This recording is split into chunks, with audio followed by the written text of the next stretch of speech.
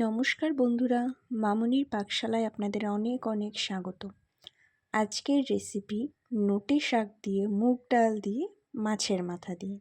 মাছের মাথা দিয়ে মুগ ডাল বা শাক দিয়ে মুড়িঘণ্ট অনেকেই খেয়েছেন। আজকের এই দুর্দান্ত নতুন রেসিপিটি অবশ্যই একবার ট্রাই করে দেখবেন। দেখতে থাকুন তাহলে পুরো ভিডিওটা। রেসিপিটি করার জন্য বাড়ির উঠোনে যে নোটে শাকগুলো হয়েছিল সেখান থেকে একদম ভালো দেখে নোটে শাক অনেকগুলো তুলে এনে ভালো মতন ধুয়ে নিয়েছি। তারপর দেখুন ঠিক কতটা ঝিরিঝিরি করে শাকগুলোকে কাটতে হবে। যতটা ঝিরিঝিরি করে শাকগুলো কাটতে পারবেন ততটাই রেসিপিটির স্বাদ আরও দুর্দান্ত হবে। এরপর 8 থেকে 9 পিস কাঁচা লঙ্কা নিয়ে নিয়েছি। আপনারা চাইলে নিজেদের ইচ্ছে মতন ঝালটা অবশ্যই দিতে পারেন, তবে ঝাল যতটা বেশি হবে খেতে ততই ভালো হবে। লঙ্কাগুলোকে চিড়ে শাকের মধ্যে দিয়ে দিয়েছি।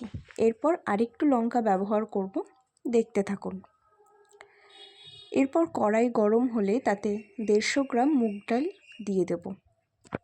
ডালটাকে ভালো মতন ভেজে নিতে হবে। খেয়াল রাখবেন একদম লো ফ্লেমে কিন্তু ডালটা ভাজবেন, যাতে একদম কড়া ভাজা না হয়ে যায়। মুগ ডাল যদি কড়া ভাজা হয়ে যায় তাহলে কিন্তু পরে আর একদমই সেদ্ধ হতে চাইবে না। তাই সুন্দর ঘ্রাণ বেরোতে বেরোতেই মুগ ডালগুলোকে নামিয়ে নেবেন। হালকা বাদামি হয়ে গেলেই কড়াই থেকে মুগ ডালগুলো নামিয়ে নেবেন। এরপর কড়াইতে 50 ml মতন সর্ষের তেল দিয়ে দেব। আমি এখানে আর মাছের মাথা ভাজা দেখাচ্ছি না, এটা তো নিশ্চয়ই আপনারা সবাই করে নিতে পারবেন। হলুদ নুন মাখিয়ে মাছের মাথা ভেজে নেবেন। রুই মাছ বা কাতলা মাছ যে কোনো হলেই হবে। আমি এখানে কাতলা মাছের মাথাই ব্যবহার করেছি। যাই হোক, তেলের মধ্যে 1/2 চামচ জিরে ফোড়ন দিয়ে দিলাম। এরপর সেই তেলের মধ্যে 2 থেকে 3 পিস কাঁচা লঙ্কা দিয়ে দেব। খেয়াল রাখবেন জিরেটা যখন ভালো মতন ভাজা হয়ে যাবে তখন কিন্তু গ্যাসের ফ্লেমটা একদম লোতে করে দেবেন, নাহলে কাঁচা লঙ্কা দিলেই ছিটকে যাবে। এরপর 2 চামচ রসুন বাটা দিয়ে এটাকে একটু ভালো মতন ভেজে নিতে হবে, যাতে রসুনের গন্ধটা চলে যায়। একদম পুড়িয়ে ফেলবেন না কিন্তু, তাহলে আবার তরকারির স্বাদ তেতো হয়ে যাবে। তাই বারবার বলছি গ্যাসের ফ্লেমটা একদম লোতে রাখবেন। এরপর 2 চামচ জিরে বাটা এর মধ্যে দিয়ে দিলাম। মশলাটা ভালো মতন একটু কষানো হয়ে গেলে তাতে 1 চামচ হলুদ গুঁড়ো দিয়ে দেবো। মশলা হিসেবে এইটুকুই লাগছে। এরপর মশলার থেকে তেল ছেড়ে দিলে ভেজে রাখা মুগ ডালটাও এর মধ্যে দিয়ে দেব। এটাও কিন্তু লো ফ্লেমেই, পুরো রান্নার অর্ধেকটাই লো ফ্লেমেই হচ্ছে।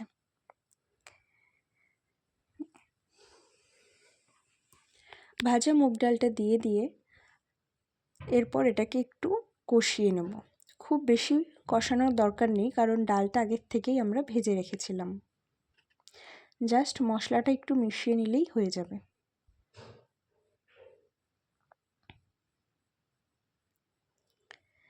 এরপর এতে যতটা শাক কুচিয়ে রেখেছিলাম তার 50% শাক দিয়ে দেব। একসাথে পুরোটা দেব না, তাহলে নিজেদেরই অসুবিধা হবে। অল্প অল্প করে দিলে শাকটা মজেও যাবে। অর্ধেকটা শাক দিয়ে এরপর ডালের সাথে শাকটাকে মিশিয়ে নেব।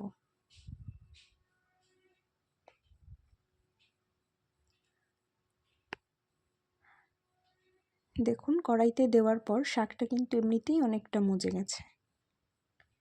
এরপর আবার অর্ধেকটা শাক উপর থেকে দিয়ে দেব। একসাথে অনেকটা শাক দিলে কি হবে বলুন তো, আপনাদেরই নাড়াতে অসুবিধে হবে।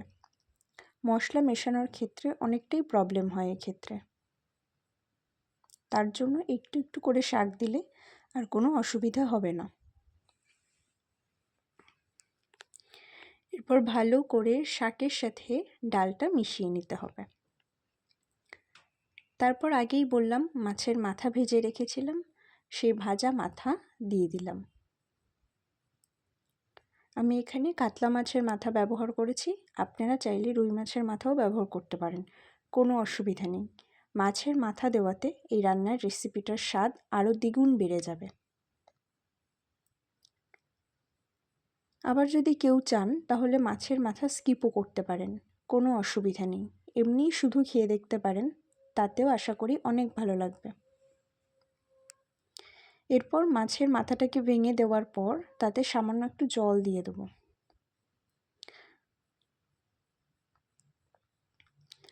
আগে প্রথমে অল্প একটু জল দিয়ে ভালো মতো নাড়াচাড়া করে নিয়ে তারপর আরেকটু জল দিয়ে দেবো। জলটা আপনাদের আন্দাজ মতোই দেবেন, খুব বেশি কিন্তু দেবেন না, একটু ঝোল ঝোল ব্যাপার হলেই হয়ে যাবে। জাস্ট ডালটা সেদ্ধ হয়ে শাকের সাথে মিশতে ঠিক যতটুকু জল প্রয়োজন। দেখতেই পাচ্ছেন ঠিক কতটা পরিমাণে আমি দিয়েছি। পুরো আন্দাজটা আপনাদের সঠিকভাবে এখানে আমি বলছি না, আপনারা নিজেদের আন্দাজ মতন দিয়ে নেবেন।